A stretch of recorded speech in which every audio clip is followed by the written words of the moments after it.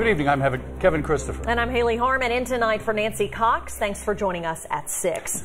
We're beginning tonight with breaking news about that ongoing saga with the University of Louisville men's basketball program. A judge has thrown out Rick Pitino's lawsuit against Adidas. Charlie Walter joins us now with the breaking details. Hi guys, if you remember, Rick Pitino filed a federal lawsuit back in October 2017 alleging that Adidas deliberately damaged his reputation and pointed a finger at the apparel company's involvement in a scheme to funnel money to recruits. Well, today the federal judge dismissed that lawsuit, siding with the apparel company's claim that arbitration is required out of court. Pitino's agreement with Adidas states that arbitration must take place in Oregon, where the company is headquartered. Only an Oregon District Court judge can force Pitino and Adidas to enter arbitration, and we will have more on this breaking story coming up tonight on LEX 18 News at 11. For now, guys, back to you. All right, Charlie, thanks. Let's get to our headlines tonight. The man convicted of killing a Harrodsburg police officer almost 20 years ago wants to be released from prison. John Paul Works is up for parole, but two members of the board made it clear it won't be easy for him to go free. LEX 18's Carolina Buchek has tonight's big story at 6. You are coming to the board today for the first time. For the first time in almost 20 years, John Paul Works sat in this chair hoping that he gets out of prison. Serving a life sentence for murder, violent crime. Works looked nervous and stumbled over his words. It's just, I don't know how to put it in words. There's no words. As he tried to convince the two-person parole board that he is a changed man. I don't act impulsively. I used to act impulsively all the time. And he says on October 14th of 1998, he acted impulsively when he shot and killed Harrodsburg police officer Regina Nichols. Everything was, like everything was spiraling out of control.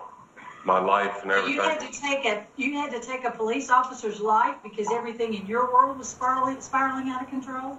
Oh, no, miss, I'm not making no excuses. Work says he's now gotten his temper under control, thanks to anger management. I've learned, just take a deep breath. But the board questioned why had he not taken any other programs in prison, given that he's been there for such a long time. And when it came time to make a decision, the two-person board said it was going to have the entire 9-person board vote on Works instead. Covering the news, Carolina Buchek, LEX 18 News. The full parole board will vote on Works' case on Monday. They'll decide whether he gets to leave prison or serve more time on his sentence. A death investigation is underway in Whitley County after a teen was found with a suspicious device nearby. He was found dead. It happened over the weekend on Peggy Lane outside of Corbin. That's where Kylan Mills joins us tonight with the very latest. KSP says they are investigating the circumstances surrounding a 19-year-old found dead inside of this trailer with at least one possible explosive nearby. KSP's hazardous device unit was called out here to Peggy Lane on Saturday after the coroner says he found a suspicious device near the body of a teen. KSP says that teen, who neighbors named as James King, suffered a self-inflicted gunshot wound that may have been accidental. KSP and the county coroner are now both waiting on an autopsy results to make that determination. We spoke to a neighbor who was too nervous to show his face, calling it a sad situation. I was shocked to hear it was him, that committed suicide or whatever happened. We don't know really what happened down there, whether it's suicide or homicide or what it was. But I know something's going to happen down here because there's too much stuff going on down here. KSP is leading the death investigation on this case, and the Bureau of Alcohol, Tobacco, and Firearms also helped in the response. Covering the news in Whitley County from the LEX 18 Mobile Newsroom, back to you. Kylan, thank you.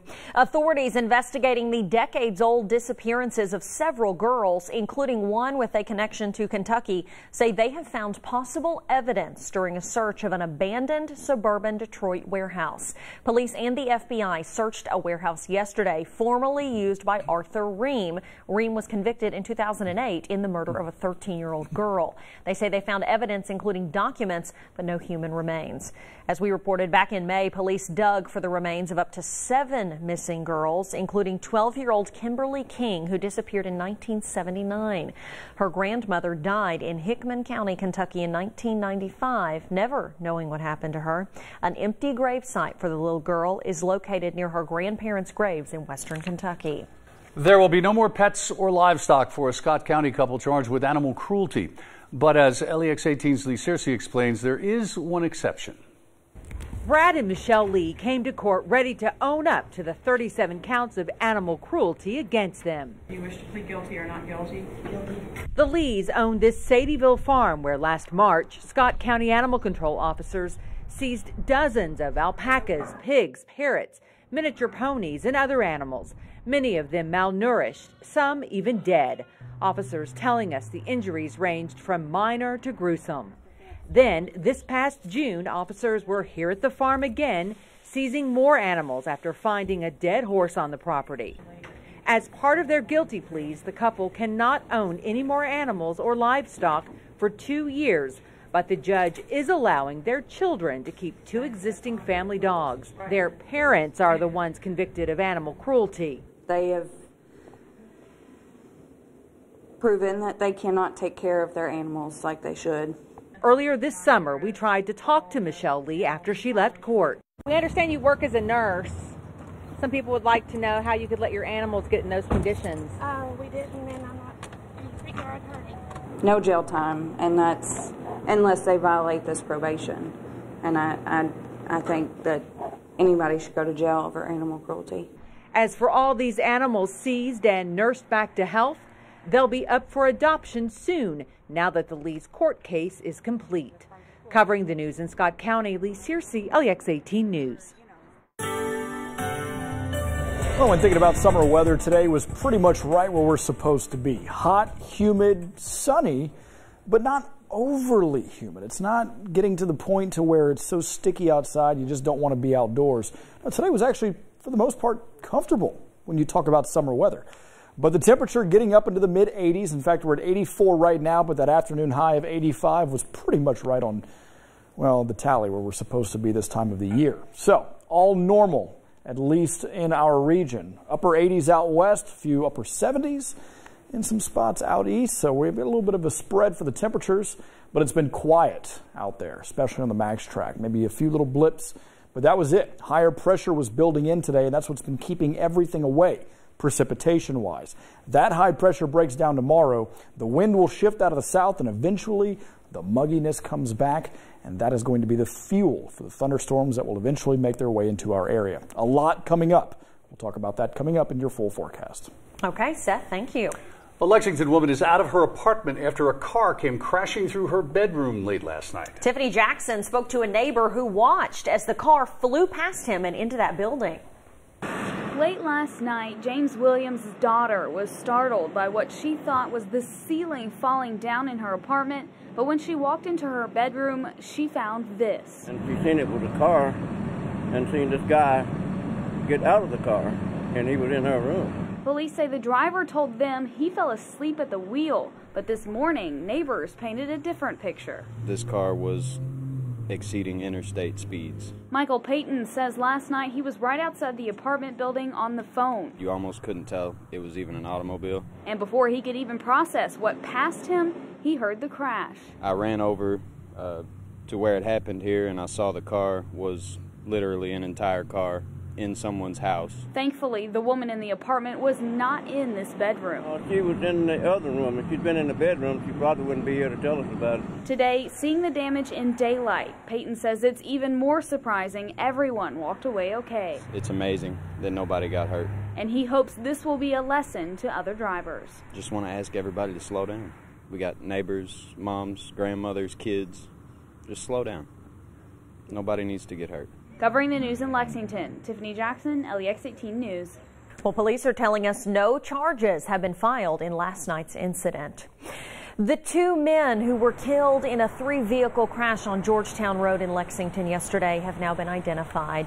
The Fayette County coroner says 87-year-old Raymond Gay and 46-year-old Terry Burden died around noon yesterday when their vehicles were hit by a flatbed trailer that had become unhitched from this semi. The driver of that semi was unhurt. The road was shut down for nearly 7 hours while crews investigated that deadly crash. New remarks from Governor Bevin about pension reform have a group of teachers and public workers fired up. On a radio show this morning, Bevin said people fighting pension reform are like a drowning victim who needs to be knocked out and pulled to shore for their own good.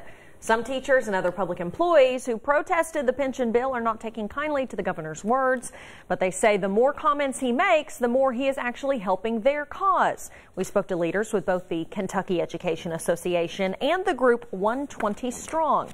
Stephanie Winkler with the KEA released a statement to us that reads in part, quote, "If I had to say something in response to Governor Bevin directly, I would say no one asked you to save us. No one who's a public employee needs saving.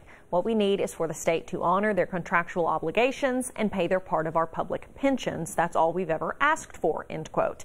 Nima Brewer with 120 Strong agrees.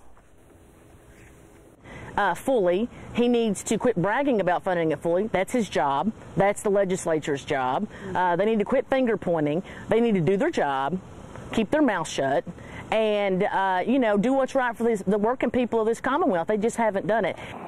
Brewer says the organization plans to be active leading up to the November election and keep an eye on Frankfort when the next legislative session begins.